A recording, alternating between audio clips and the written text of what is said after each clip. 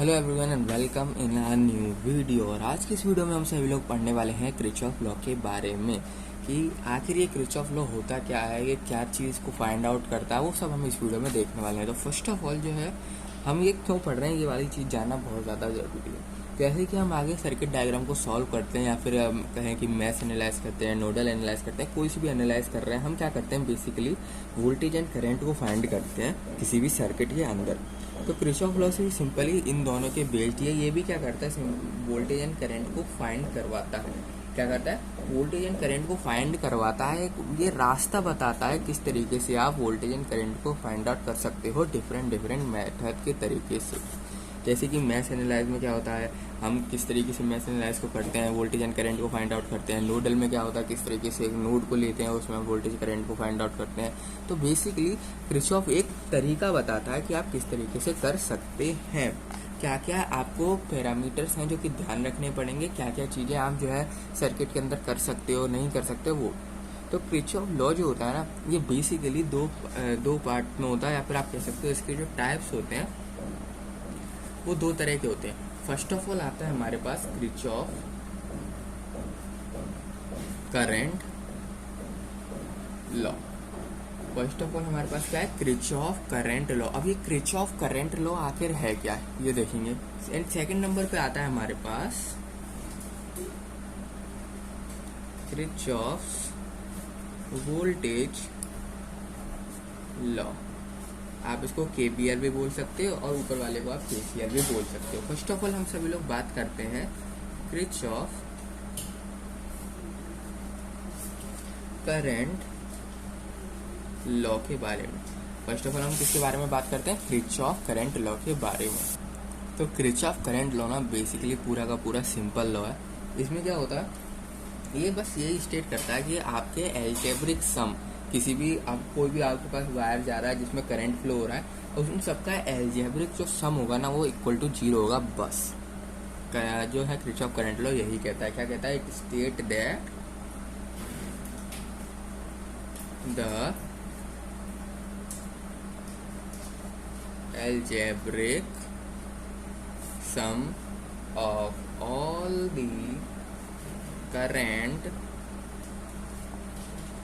meeting at a node or a junction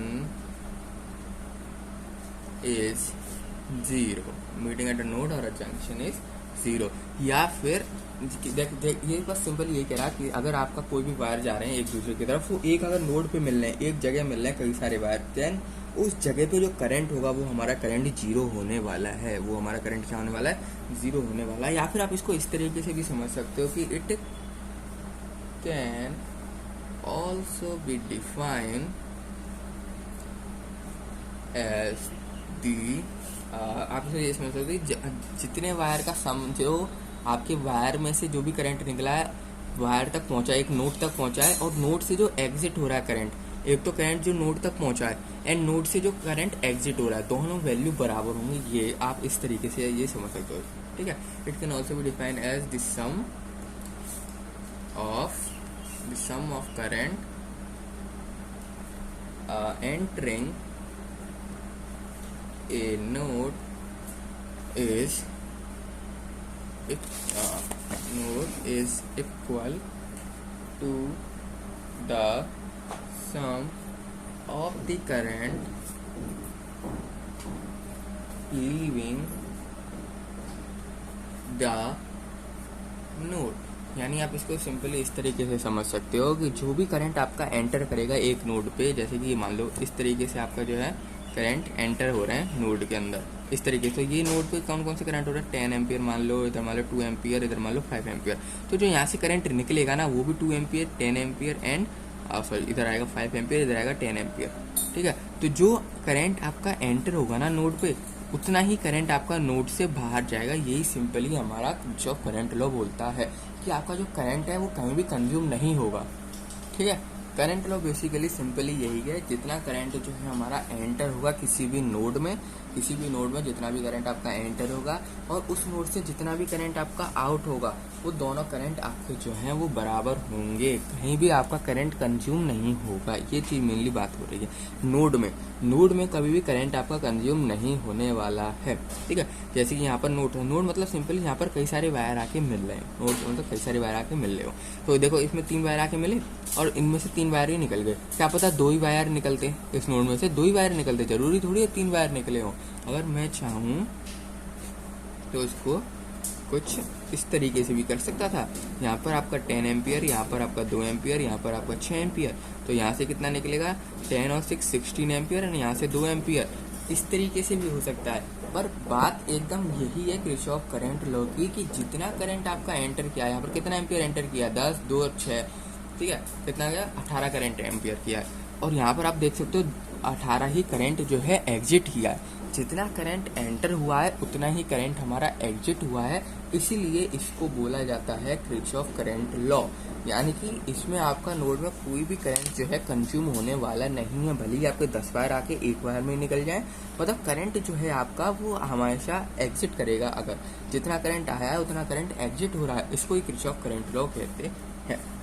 इसमें जो current है हमारा वो कहीं भी कंज्यूम होने वाला नहीं है, कहीं भी करंट आपका कंज्यूम नहीं होगा। और ये देखो इट इज़ बेस्ड ऑन, किस लॉ पे बेस्ड करता है, ये सिंपली ये जिस लॉ पे बेस्ड करता है उसका नाम है चार्ज लॉ। मतलब कौन सा, कंजर्वेशन ऑफ चार्ज, यानी कि जो भी चार्ज आपका इसके अंदर है वो कहीं भी कंजर्व नहीं हुआ है, law of conservation of charge पे ये बेस्ड है। It is based on law of conservation of charge, law of conservation of charge, simply law of conservation of charge पे हमारा बेस्ड है। यानी कि इसके अंदर कहीं भी आपका चार्ज कंज्यूम होने वाला नहीं है, जितना चार्ज आपका एंटर होगा उतना ही चार्ज आपका एग्जिट होगा। अगर मैथमेटिकली मैं इस चीज़ को नोट करने की कोशिश करूँ, मैथमेटिकली मैं अगर इस चीज़ को लिखना चाहूँ कि भाई ये आखिर मैथमेटिकली मैं इस चीज़ को किस तरीके से एक्सप्रेस कर सकता हूँ, तो वो मैं किस तरीके से कर सकता हूँ, तो ये एक्सप्रेस किया जाएगा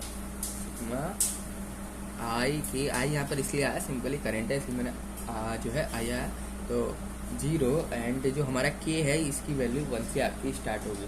के की वैल्यू जो है यहाँ पर 1 से स्टार्ट होगी और n तक जाएगी, और जितनी भी वैल्यू होगी जितने भी करंट होंगे, सिंपली ये क्या बता रहा है, देखो एक बार I1 आएगा, के की जगह 1 पुट करो, फिर I2 आएगा, फिर I3 आएगा, फिर I4 आएगा, I5 आएगा, इस तरीके से कहाँ तक जाएगा n तक, IN तक। तो इनका जितना भी सम होगा वो भाई सम हमारा 0 के बराबर होगा। यही चीज़ है मैथमेटिकली एक्सप्रेस्ड, जो हमने पहला इसका स्टेटमेंट पढ़ा था ना, जिसका एल्जेब्रिक सम हमारा 0 होगा, तो वही सेम चीज़ मैंने यहाँ पर एक्सप्रेस कर दी है कि मैथमेटिकली कि सिग्मा लगाओ, आई के लगाओ, देखो I 1 2 3 4 5 जितने भी करंट है आपके सर्किट में सब करंटों को प्लस कर दो, और उन सबका अगर आप प्लस करोगे, सम करके देखोगे, तो वो आपका डेफिनेटली 0 के बराबर आएगा।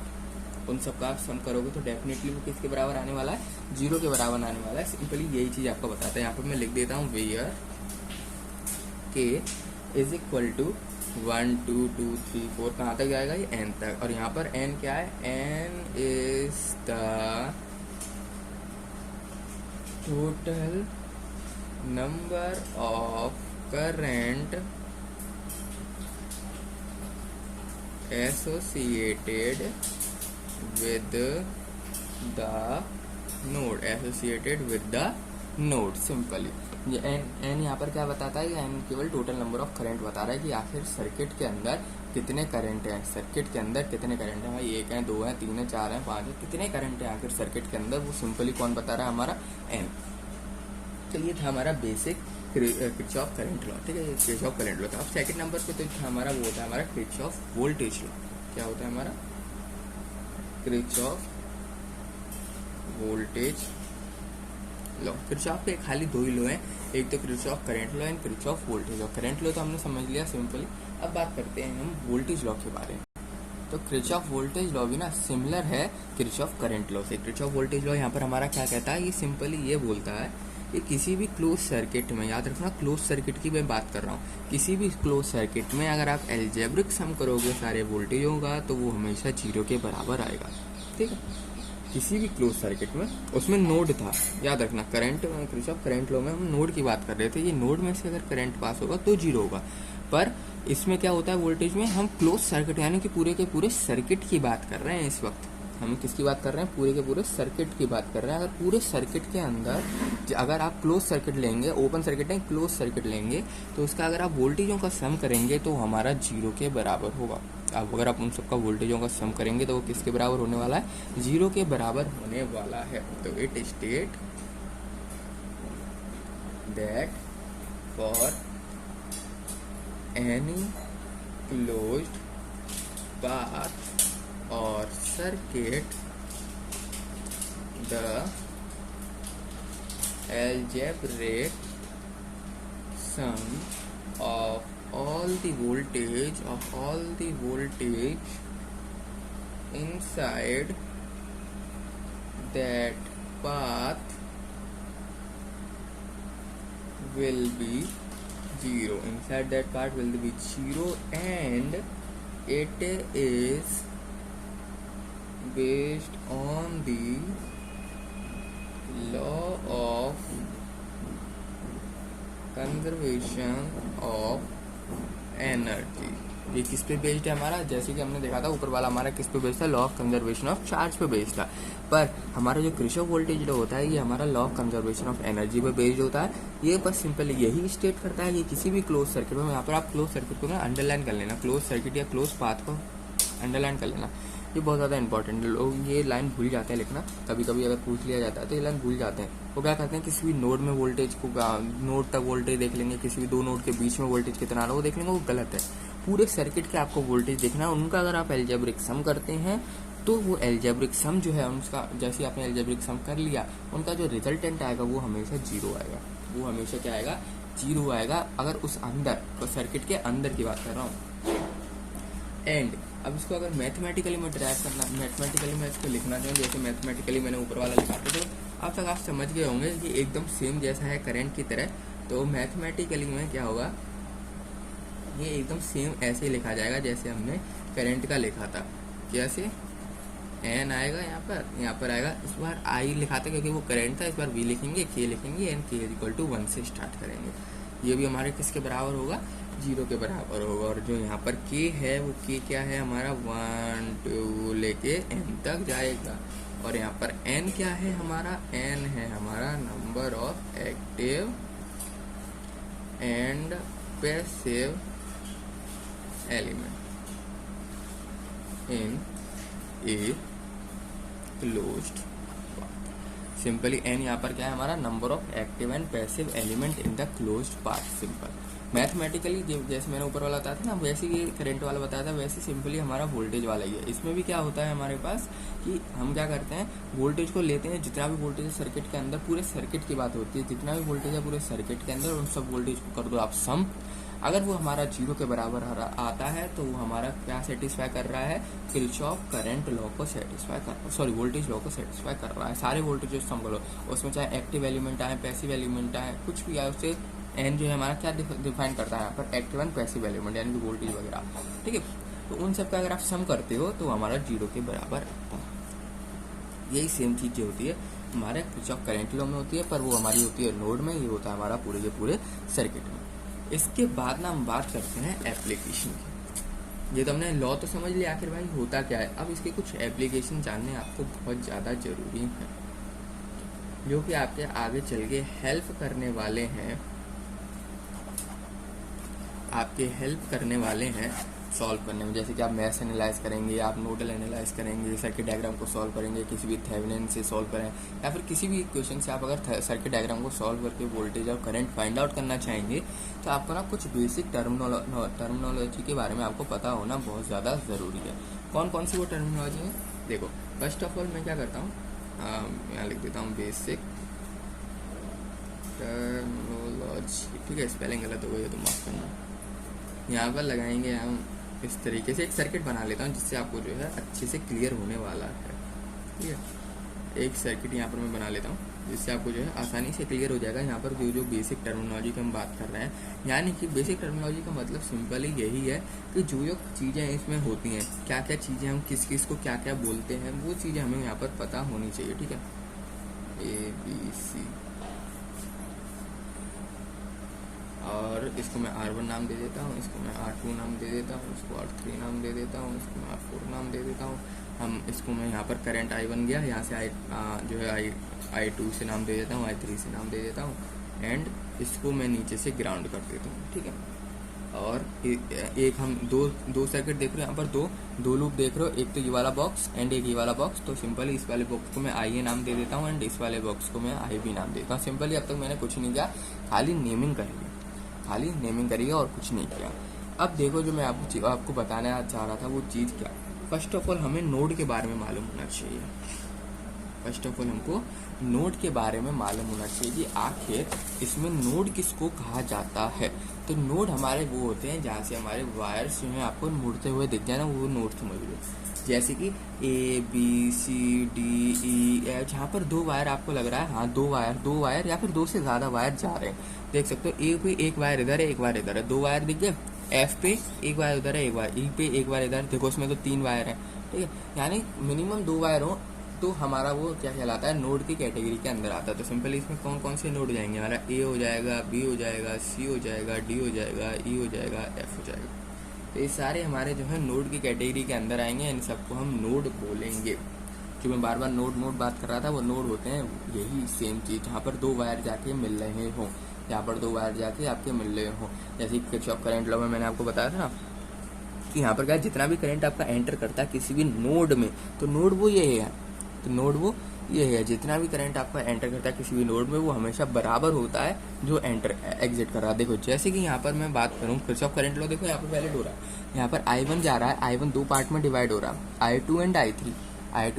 अगर आप I2 और I3 का सम करोगे ना, तो वो I1 के बराबर होगा। यानी कि जितना आपका करंट जा रहा है नोड्स में उतना ही करंट एग्जिट हो रहा है। यानी I3 और I2 प्लस करो एंड I1 के ही बराबर आएगा वो। ठीक है, यही हमारा किरचॉफ करंट लॉ कहता है कि जितना भी करंट आपका जा रहा है किसी भी नोड में और एग्जिट हो रहा है, एंटरिंग एंड एग्जिट करंट दोनों हमारे बराबर होने वाले हैं। नोड के बाद हम बात करने वाले हैं ब्रांच की। ब्रांच क्या होता है, कि हमारा पाथ होता है, आप पाथ नहीं समझ सकते हो, या फिर आप इसको इस तरीके से समझ सकते हो, किसी भी दो नोड के बीच का गैप, जैसे कि ABCD, किसी भी दो नोड के बीच का गैप को हम यहाँ पर ब्रांच कहते हैं। किसी भी दो नोड के बीच का गैप, यानी it is the path between two rows कह दो या फिर आप नोड्स कह दो उसको। ठीक है, जैसे कि एग्जांपल्स मैं आपको समझाता हूँ। जैसे कि हो गया हमारा ABCD, ठीक है, और BEDE, FA, जो भी आप देख सकते हो, जो भी आप दो नोड्स को आप ज्वाइन कर लो सिंपली, तो वो हमारा यहाँ पर ब्रांच की कैटेगरी के अंदर आता है। अब जो है हम बात करते हैं, ये तो हमने ब्रांच के बारे में बात कर लिया, अब बात करते हैं ब्रांच करंट के बारे में।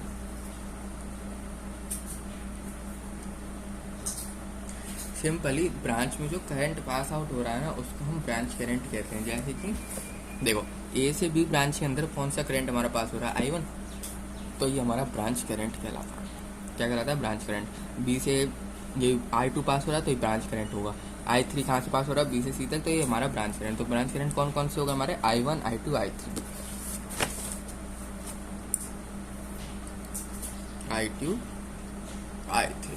ठीक है, यानी किसी भी ब्रांच के अंदर आपका जो भी करंट फ्लो हो रहा है तो उसको हम ब्रांच करंट कहते हैं। इसके बाद आता है हमारा, ये तो 3 था, इसके बाद आता है हमारा लूप। अब लूप क्या होता है, लूप सिंपली क्लोज्ड पाथ को कहा जाता है। लूप सिंपली किसको कहा जाता है, क्लोज्ड पाथ को, यानी कि closed path in the circuit is called loop. जैसे कि इसमें कौन कौन से लूप है हमारे, देखो इसमें बेसिकली 3 तरह के लूप हैं, ABCF, BCDE एंड एक और लूप है इसके अंदर ABCDF, केवल अभी एक क्या है हमारा लूप है, ठीक है, या फिर ACDF पढ़ लो या फिर उसको ABCDEF पढ़ लो, ठीक है। तो बेसिकली इसके अंदर हमारे सर्किट के अंदर तीन लूप है यहाँ पर, ABCDEF है, और कौन सा हमारे पास लूप यहाँ पर ABEF एंड और कौन सा लूप है हमारा EF, और क्लोज बना देना तो इसलिए EF वापस A पे आ गए, ABEF, और कौन सा हमारा BCDE।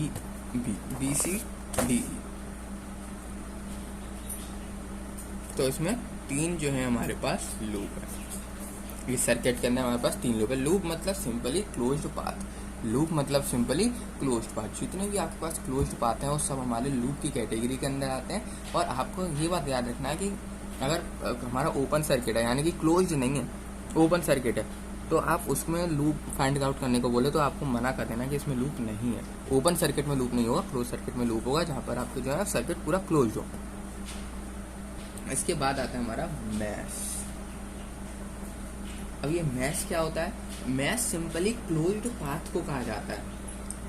क्लोज पाथ तो भाई लूप को भी कहा जाता है नहीं, तो इसके अंदर एक कंडीशन आती है, इसके अंदर एक कंडीशन आती है कि it should not have any other close path inside. मतलब देखो ABCDEF, इसके बाद इसके अंदर कौन कौन से लूप आ रहे हैं? दो लूप आ रहे हैं ना, ABEF एंड BCDA, यानी इस बड़े से के अंदर दो लूप आ रहे हैं। ये नहीं, हमारा मैश क्या होता है, देखो ABEF ही हमारा मैश कहलाएगा। ये मैश क्यों कहलाएगा? क्योंकि इसके अंदर कोई और एक और लूप नहीं आ रहा है, यानी कि वो चीज जिसके अंदर और लूप नहीं आए उसको हम मैश कहते हैं। जिसके अंदर और लूप नहीं आए उसको हम क्या कहते हैं? मैश कहते हैं। तो इसमें दो मैश है, ABEF एंड BCDA, ठीक है। इसके अंदर कौन कौन से दो लूप है? ABEF एंड BCDE, इसमें ठीक है दो लूप है इसके अंदर। अब इसमें यहाँ पर लिख देता हूँ क्या होता है। It is also a closed path but under a condition it should not have any other closed path. उसके अंदर कोई भी और क्लोज्ड पाथ नहीं होना चाहिए जब भी वो हमारा मैश की कैटेगरी के अंदर आता है। जैसे कि ABEF हमने देखा यहाँ पर, ABEF इसके अंदर और भी कोई क्लोज्ड पाथ नहीं आ रहा है। BCDE के अंदर कोई भी क्लोज्ड पाथ नहीं आ रहा है। पर अगर हम देखें ABCDEF के अंदर दो क्लोज्ड पाथ आ रहे हैं, ठीक है, तो वो हमारा लूप की कैटेगरी में आएगा, पर ये हमारा मैश की कैटेगरी में आएगा। अब बढ़ते नेक्स्ट। और याद रखना ये जो चीज मैंने आपको बताया ना, ये मैश वाली, ये एप्लीकेबल होती है केवल प्लेनर नेटवर्क में। It is applicable on planar network. ये किस में एप्लीकेबल होती है? Planar network only. Planar network के अलावा ये किसी और नेटवर्क में एप्लीकेबल नहीं होती है। प्लेनर नेटवर्क से मेरा क्या मतलब है? मेरा मतलब है मीन्स 1D ओनली, ठीक है, 1 डायमेंशन ओनली। उसमें आप ये सारी चीज़ों को जो है कर सकते हो। अगर 2D में आ गया या 3D में आ गया तो आप ये सारी कंडीशन जो है हमारी फॉल्स हो जाएंगे, ठीक है। ये सारी चीज़ जो हमने अभी बताया एप्लीकेशन, ये सारी एप्लीकेशन जो हो जाएगी हमारी फॉल्स, ये सारी हमारी एप्लीकेशन ट्रू नहीं रहने वाली है।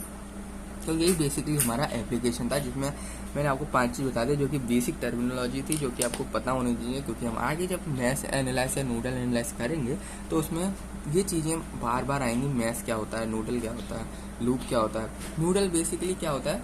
नोड, मैंने आपको बताया नोड है ना, इसी को हम नोडल बोलते हैं। मैश एनालाइज जब करते हैं ना तो नोड को ही हम नोडल बोलते हैं। सिंपली उसमें क्या करते हैं हम, दो नोड के बीच में से A और B है, तो दो नोड के बीच में से हम वोल्टेज फाइंड आउट करते हैं, voltage and current find out करते हैं किसी भी दो नोड के बीच में से, एक को ग्राउंड करके। जैसे कि मैंने ग्राउंड कर दिया तो इसके बीच में से मैं क्या करता हूँ, voltage find out current find out करता हूँ। इसके बीच में से वोल्टेज करंट फाइंड आउट करता हूँ, इसके बीच में वोल्टेज करंट फाइंड आउट करता हूँ। तो वो सारी चीज़ें हम आगे देखने वाले हैं। इस वीडियो में इतना ही, मिलते हैं आप सभी लोगों से नेक्स्ट वीडियो में।